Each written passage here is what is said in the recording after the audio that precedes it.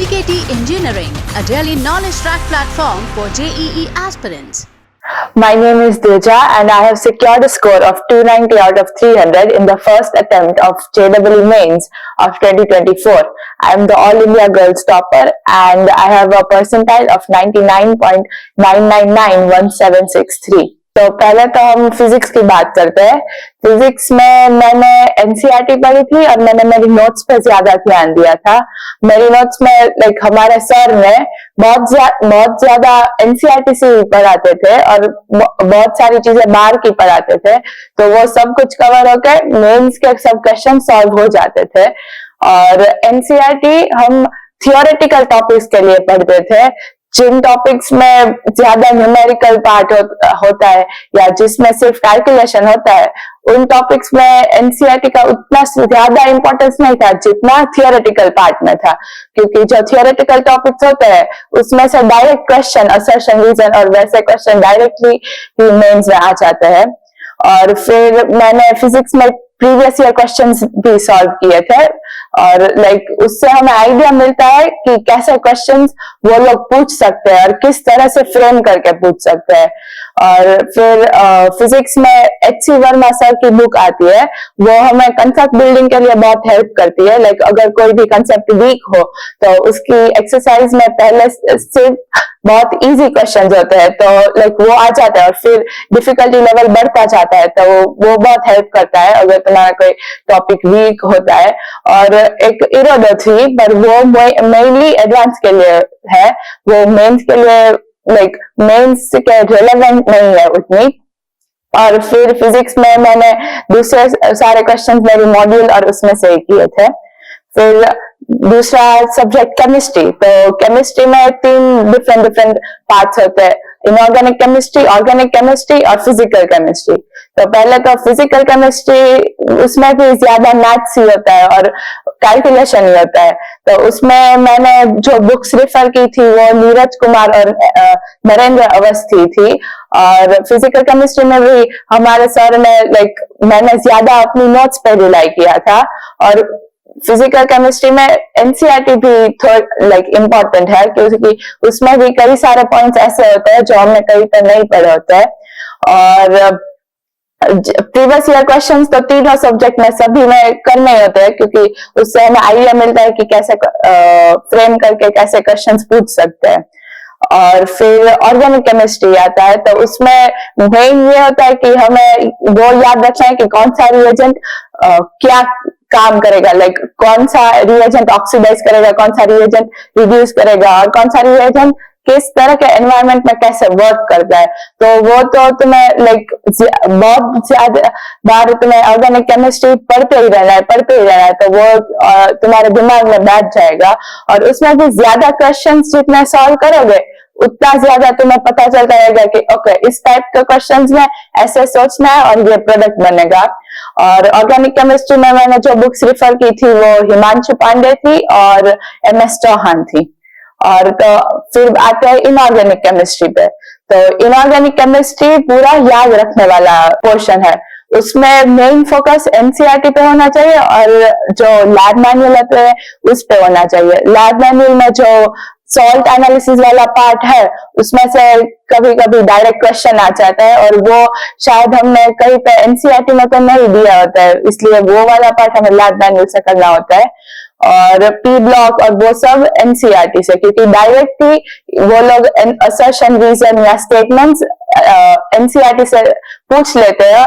और अगर हमने एनसीईआरटी नहीं पढ़ी होती है तो ऐसा लगता है कि अच्छा ये स्टेटमेंट तो सही है, लेकिन वो फिर हम एनसीईआरटी के बेसिस पे चाहते हैं तो फिर वो गलत हो जाता है। इसलिए NCERT is golden. You need to read each and every line of NCERT many times so that you remember all of it. Then moving on to maths में मैंने सिर्फ मेरी नोट्स की थी, क्योंकि हमारी नोट्स में बहुत ज्यादा अच्छे क्वेश्चंस कराए थे, तो हम पहले से ही एडवांस की प्रिपरेशन कर रहे थे। तो फिर मेंस के मैथ्स का लेवल उतना ज्यादा नहीं होता है जितना एडवांस का होता है, इसलिए मेंस का मैथ्स तो हो जाता था। पर अभी 2-3 सालों से मेंस का मैथ्स का लेवल भी बढ़ गया है, और हम जब प्रीवियस ईयर क्वेश्चंस करते थे तो वो भी बहुत लेंथी होते थे और डिफिकल्ट भी होते थे। कई सारे क्वेश्चंस में कंसेप्ट भी बहुत अच्छा होता था। तो जो भी क्वेश्चन ऐसा लगे जब तुम करो कि अच्छा ये इस क्वेश्चन में बहुत ज्यादा अच्छा कॉन्सेप्ट है, तो वो क्वेश्चन को स्टार मार्क कर लेना है। या फिर कोई बुक मैंने बनाई थी, उसमें मैंने सब वो सारे क्वेश्चंस लिख लिए थे। तो जब भी टाइम मिले या जब भी मुझे लगा कि अच्छा मुझे मैथ्स के वो सारे क्वेश्चंस देखने हैं, तो उसी बुक में सब आ जाते थे, तो उसमें से ही पढ़ लेना होता है। फिर मैंने मैथ्स में एनसीईआरटी जो सर पढ़ाते थे वो एनसीईआरटी से बहुत ज्यादा डेविएट नहीं होता था, क्योंकि मोस्टली मैथ्स में थियोरम्स ही होते हैं, उसमें थियोरी कम होती है। इसलिए अगर तुम एनसीईआरटी ना पढ़ो तो भी आई थिंक चलता है, क्योंकि मैंने तो नहीं पढ़ी थी, पर पढ़नी चाहिए, क्योंकि फिर बोर्ड्स में और मेंस में भी कई बार एनसीईआरटी से एग्जाम्पल्स शायद डाल देते हैं। और मैथ्स के लिए मैंने जो बुक्स रिफर की थी वो विकास गुप्ता थी, और कैलकुलस के लिए समीर बंसल की थी। तो अब मैं बात करती हूँ कि एग्जाम में मैंने कैसे सब अटेम्प्ट किया था। तो जेडब्ल्यू मेंस में 3 सब्जेक्ट होते हैं ऑब्वियसली, फिजिक्स, केमिस्ट्री और मैथ्स। तो मैं हर बार पहले फिजिक्स करती थी और फिर केमिस्ट्री करती थी, और दोनों सब्जेक्ट में कम से कम टाइम में पूरा करने की कोशिश करती थी, इसलिए फिर मैथ्स के लिए ज्यादा टाइम बचे। तो मैं फिजिक्स और केमिस्ट्री 1 आवर 15 मिनट्स जैसे टाइम में दोनों ही कंप्लीट कर देती थी, और फिर मैथ्स के लिए अच्छा खासा टाइम बचता था। तो वो हेल्प करता था, क्योंकि अगर हम मैथ्स प्रेशर टाइम कम होता है तो फिर प्रेशर बिल्ड होता है, और प्रेशर बिल्ड होता है तो मैथ्स में सिली मिस्टेक्स या कैलकुलेशन मिस्टेक्स होने के ज्यादा चांसेस होते हैं। इसलिए time management is very important. और फिर एंडिंग में आधा घंटा जैसा या 15 मिनट्स उतना रखना चाहिए कि तुम अपना पेपर रीचेक कर लो, क्योंकि कई बार हम जो इजी क्वेश्चन होते हैं वो हमने फटाफट किए होते हैं, तो फिर हमें लगता है कि वो तो हमसे हो ही जाएगा, पर कई बार हमने कुछ कैलकुलेशन मिस्टेक उनमें भी की होती है। तो अगर हम रीचेक कर ले तो वो कैलकुलेशन मिस्टेक हम कैच कर सकते हैं। और एग्जाम में हमें बहुत घबराना नहीं जाना है। अगर तुम टेंशन लोगे तो फिर एग्जाम में पूरा माइंड ब्लैंक हो जाएगा, तुम्हें ऐसा लगेगा कि मुझे कुछ आता ही नहीं है, और सब तुम्हें जो आता है वो भी तुम भूल जाओगे। इसलिए तुम क्वेश्चंस फिर ऐसा लगेगा कि तुम डिमोटिवेट होते जाओगे और तुमसे क्वेश्चन नहीं बन पाएंगे। पर उससे घबराना नहीं है, कभी कभी पेपर भी टफ होता है, तो तुम्हें वो क्वेश्चंस को साइड में रख के फिर दूसरे क्वेश्चंस अटेम्प्ट करने होते हैं, और मेंटली स्ट्रांग रहना है कि अच्छा 2-3 क्वेश्चंस नहीं आए कोई बात नहीं, मुझे दूसरे तो आ जाएंगे वैसे। और मैंने एग्जाम के एक दिन पहले ऑनेस्टली मैंने सिर्फ केमिस्ट्री पढ़ा था, क्योंकि मेरा इनऑर्गेनिक केमिस्ट्री बहुत वीक था, इसलिए मैंने केमिस्ट्री में एनसीईआरटी पढ़ी थी। और जो शॉर्ट नोट्स बनाई होती है वो एंडिंग में बहुत काम लगती है, क्योंकि तुम एंडिंग में सारी नोट्स तो पढ़ने नहीं वाले हो, और तुम पढ़ भी नहीं सकते उतने कम टाइम में। इसलिए जो शॉर्ट नोट्स है उसमें सिर्फ जो मेन पॉइंटर्स है वो देख के तुम्हें सब कुछ रिवाइज होता जाता है। और एग्जाम के एक दिन पहले सो जाना है, नींद नहीं आए तो भी ट्राई करना है कि नींद आ जाए। मुझे तो नींद आ गई थी, पर कई सारे लोगों को नहीं आती है। और अपने पेरेंट्स और फैमिली के साथ टाइम स्पेंड करना है, तो तुम रिलैक्स रहो, क्योंकि अगर तुम नहीं करोगे तो टेंशन होगा कि कल क्या होगा, कैसा पेपर जाएगा, लेकिन वो टेंशन फिर तुम्हें हार्म करेगा और तुम्हारा पेपर अच्छा नहीं जाएगा। तो मैं अब मेरे स्केड्यूल की बात करती हूँ। पहले सुबह 5 आवर्स 8:30 to 1:32 कोचिंग होती थी, फिर बाद में 2 o'clock 2:30 तक मैं घर आती थी। उसके बाद खाना होता था, और फिर आधे घंटे 1 घंटे में रिलैक्स करती थी, और 3, 3:30 या 4 बजे जो भी हो, तो 4 बजे तक मैं पढ़ने बैठने जाती थी।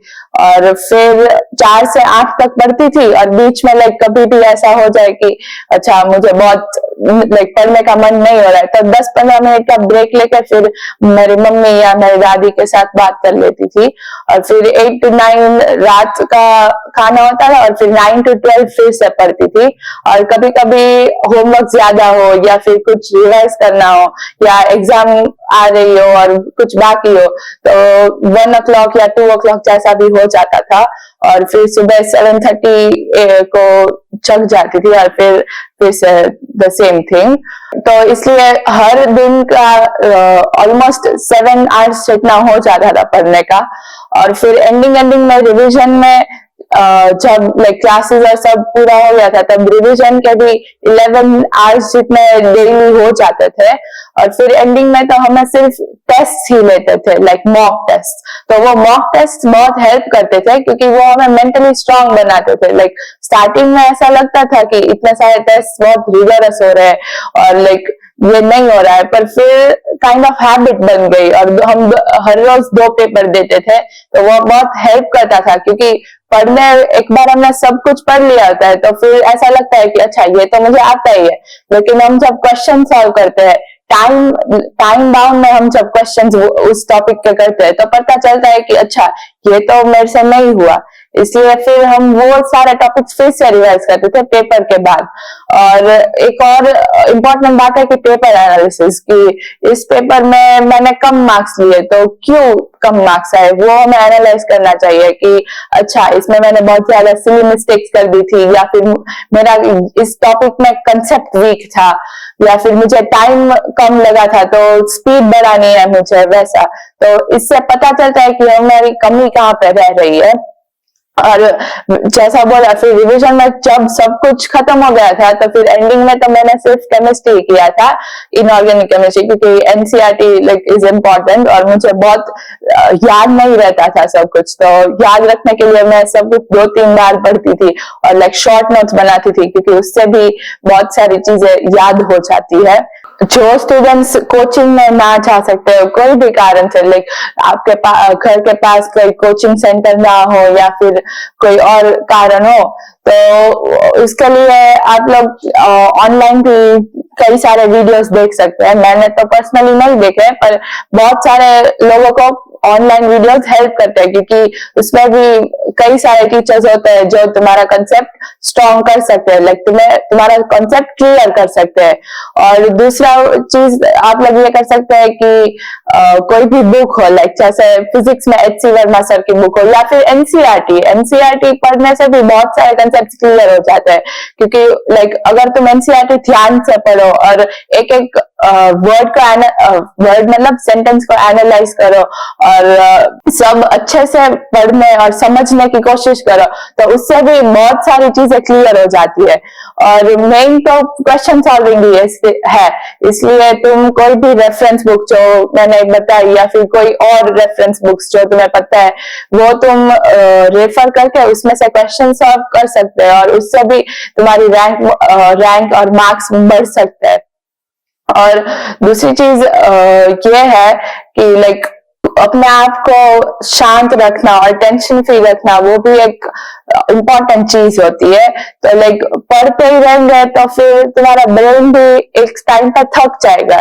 इसलिए रिलैक्स होने के लिए भी तुम्हें जो भी अच्छा लगे, लाइक तुम्हें अगर म्यूजिक सुनना अच्छा लगे, या फिर कोई मूवीज देखना अच्छा लगे, या फिर अपने फ्रेंड्स के साथ बात करना अच्छा लगे, या अपनी फैमिली के साथ टाइम स्पेंड करना अच्छा लगे, तो वो भी तुम कर सकते हो। लाइक हमारे संडेज पे यूजुअली 2 पेपर्स होते थे, तो वो लाइक पूरा वीक पढ़ा होता है, तो फिर वो उन 2 पेपर्स के बाद पहले तो पेपर एनालिसिस करती थी, लाइक कहाँ पे गलतियां हुई, अगर क्वेश्चन नहीं आता है तो फिर वो दूसरे दिन जाकर सर से या मेरे फ्रेंड से किसी से पूछ लेती थी।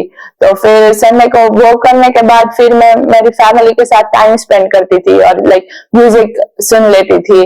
तो वो हमें डिस्ट्रेस करने के लिए बहुत हेल्प करता है, और वो हमें काम भी रखता है, और लाइक जो पूरा वीक हमने पढ़ा होता है तो वो हमें रिलैक्स कर देता है। फिर time management is also important thing. Like कभी कभी ऐसा लगता है कि मुझे पढ़ने का मन नहीं हो रहा है, तो फिर ढूंढो कि क्यों, मतलब तुमने ये क्यों जर्नी स्टार्ट की थी, क्यों तुम्हें ये मेंस देना था, एडवांस क्यों तुम्हें देना है। और वो जब तुम्हें याद आएगा कि अच्छा इस वजह से मुझे देना है, तो तुम मोटिवेट हो गए, अच्छा मुझे वो गोल मेरा पूरा करना है, इसलिए मुझे पढ़ना चाहिए, और फिर तुम्हें फिर से पढ़ने का मन हो जाएगा।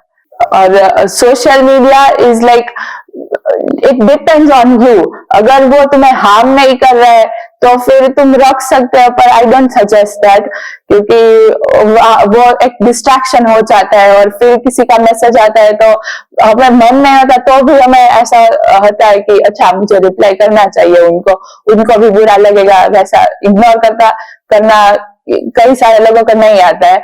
मैंने व्हाट्सएप रखा था क्योंकि उसपे हम क्वेश्चन उसके सोल्यूशन डिस्कस कर सकते हैं, और like WhatsApp is kind of necessary these days, क्योंकि उसपे सब सर्स पीडीएफ्स या क्वेश्चंस और कोई एक्स्ट्रा इंफॉर्मेशन भी भेज देते हैं, और इसलिए मैंने वो एक ही रखा था सिर्फ। फाइनली जब वो पूरा हो जाए तो फाइनल फॉर्मूलाज रिवाइज करने के लिए लाइक पहले से ही शॉर्ट नोट्स बनाना शुरू कर देनी चाहिए, क्योंकि लाइक अगर हम पहले से नहीं बनाएंगे तो फिर बाद में जाके दिक्कत होती है, मुझे भी दिक्कत आई थी। तो फिर वो जो शॉर्ट नोट्स होती है वो बहुत हेल्प करती है। जैसे मैंने बताया कि एंडिंग में तुम सारी नोट्स नहीं पढ़ने वाले हो, तुम पूरी बुक्स भी नहीं पढ़ सकते कि एनसीईआरटी में दो तीन पेज ऐसे घुमा के पढ़ लूं, तो उससे बहुत फायदा नहीं होगा। पर अगर शॉर्ट नोट्स होगी तो जो मेन पॉइंटर्स है वो तुम्हें लिखे होंगे, इसलिए पूरा चैप्टर उसी से रिवाइज होता जाएगा। और कंक्लूजन में मैं यही बताना चाहूंगी कि बस पढ़ते रहना है और शांति से पढ़ना है, क्योंकि लाइक टेंशन लोगे तो फिर सब कुछ बिगड़ता जाएगा, और कभी कभी कम मार्क्स भी आएंगे, पर उससे डिमोटिवेट नहीं होना है, उससे एक मोटिवेशन की तरह लेना है कि अच्छा इस बार कम मार्क्स आए तो मैं नेक्स्ट बार ज्यादा मार्क्स लाऊंगी। और लाइक मेरा नेक्स्ट गोल है कि मुझे एडवांस में भी अच्छे मार्क्स लाने हैं, और आईआईटी बॉम्बे में सीएस चाहिए।